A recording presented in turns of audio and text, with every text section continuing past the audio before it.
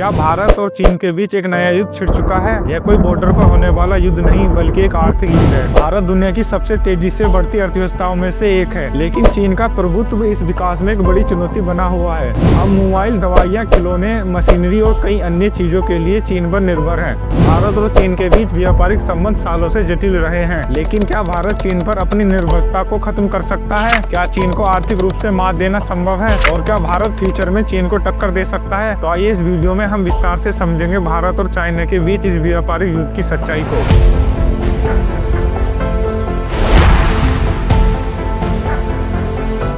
भारत चीन व्यापार संबंध। अगर हम भारत और चाइना के व्यापारिक संबंध को देखें तो एक बात साफ है, भारत चीन से बहुत ज्यादा सामान खरीदता है, लेकिन चीन भारत से कम सामान खरीदता है। यह 2023 में दोनों देशों के बीच कुल व्यापार 136 बिलियन डॉलर तक पहुंच गया था, लेकिन इसमें बड़ा अंतर यह था कि भारत ने चीन से लगभग 100 बिलियन डॉलर का इम्पोर्ट किया, जबकि एक्सपोर्ट सिर्फ 30 बिलियन डॉलर का ही था। अब सोचिए कि ये 100 बिलियन डॉलर का इम्पोर्ट आखिर किन चीजों में हो रहा है। हम चीन से इतना ज्यादा सामान क्यों खरीदते हैं? इसका जवाब छिपा है उन सेक्टर्स में जिनमें चीन का दबदबा है, जैसे इलेक्ट्रॉनिक्स, फार्मास्यूटिकल, मशीनरी और केमिकल, खिलौने और घरेलू सामान। सबसे बड़ा इम्पोर्ट सेक्टर है इलेक्ट्रॉनिक्स। अगर आप अपने हाथ में कोई स्मार्टफोन, लैपटॉप या टैबलेट देखें तो ये बहुत हद तक संभव है कि इसके अंदर के अधिकांश पार्ट इनमें बने हों। मोबाइल फोन, लैपटॉप, टीवी और कई दूसरे गैजेट्स में इस्तेमाल होने वाले पार्ट भारत ज्यादातर चीन से ही लाता है। एप्पल और शाओमी जैसी कंपनियां अपने मैन्युफैक्चरिंग यूनिट चीन में रखती हैं, जिससे भारत को इन प्रोडक्ट्स के लिए चीन पर निर्भर रहना पड़ता है। अब सोचिए, अगर भारत चीन से इलेक्ट्रॉनिक्स के इंपोर्ट को रोक देता है तो क्या वे अपनी खुद की मैन्युफैक्चरिंग यूनिट्स विकसित कर सकता है? यही कारण है कि भारत अब मेक इन इंडिया और प्रोडक्शन लिंक इंसेंटिव यानी PLI स्कीम जैसी नीतियां लागू कर रहा है। फार्मास्यूटिकल इंडस्ट्री भी चीन पर डिपेंड है। भारत दुनिया का सबसे बड़ा फार्मास्यूटिकल मैन्युफैक्चरर देश है, लेकिन इस सेक्टर के लिए जरूरी एक्टिव फार्मास्यूटिकल इंग्रेडिएंट यानी API का बड़ा हिस्सा चीन से ही आता है। यानी दवाइयां तो भारत बनाता है, लेकिन उसके लिए कच्चा माल चीन से ही आता है। 1991 में इंडिया के बल्क ड्रग API इंपोर्ट में चाइना का शेयर सिर्फ 0.3% था, लेकिन धीरे धीरे इंडियन फार्मा कंपनीज ने फॉर्मुलेशन पर फोकस करना शुरू किया और सस्ते प्रोडक्शन कॉस्ट की वजह से API चाइना से लेना शुरू कर दिया। कोरोना पैंडेमिक के टाइम चाइना ने API एक्सपोर्ट पर कंट्रोल लगा दिया, जिससे इंडिया की फार्मा कंपनीज को भारी झटका लगा। इससे रॉ मटेरियल्स की शॉर्टेज हो गई और मेडिसिन प्राइसेस भी बढ़ गए। ये सिचुएशन दिखाती है कि फार्मा सेक्टर में सेल्फ रिलायंस इतना जरूरी है, क्योंकि चाइना पर ओवर डिपेंडेंस की वजह से क्राइसिस के टाइम इंडिया को बड़ा इम्पैक्ट झेलना पड़ा है। इसके अलावा इंडिया में यूज होने वाली इंडस्ट्रियल मशीनरी का बड़ा हिस्सा चाइना से आता है, स्पेशली न्यूक्लियर रिएक्टर, बॉयलर जैसे उपकरणों का ट्रेड 1920 में 13.32 बिलियन US डॉलर था। ऑटोमोबाइल और टेक्सटाइल इंडस्ट्री में यूज होने वाली कई एसेंशियल मशीनें चाइना से इम्पोर्ट होती हैं, जो कॉस्ट इफेक्टिव होती हैं। इंडिया में कई जरूरी केमिकल्स का इम्पोर्ट चाइना से ही होता है, जो अलग अलग इंडस्ट्री के लिए जरूरी हैं। 1920 में ऑर्गेनिक केमिकल्स का इंपोर्ट 7.97 मिलियन US डॉलर था। प्लास्टिक और फाइबर प्रोडक्शन में जरूरी केमिकल्स, इनके लिए रॉ मटेरियल चाइना से इंपोर्ट किए जाते हैं। टॉयज और हाउस होल्ड प्रोडक्ट जैसी छोटी छोटी चीजों पर भी चाइना का कब्जा है। चाइना में प्रोडक्शन कॉस्ट कम होने की वजह से इंडियन मार्केट में चाइनीज प्रोडक्ट की भरमार है। Example, kitchen appliances, LED bulb, electric item और बच्चों के टॉयज, ये सब लार्ज स्केल पर चाइना से इंपोर्ट होते हैं, जो इंडियन कंज्यूमर्स के लिए अफोर्डेबल ऑप्शन प्रोवाइड करते हैं। तो कुल मिलाकर भारत चीन से कई जरूरी सामान खरीदता है, और यही हमारी सबसे बड़ी चुनौती है। अगर आपको ये वीडियो पसंद आया तो लाइक करें, शेयर करें और चैनल को जरूर सब्सक्राइब करना ना भूलें। धन्यवाद।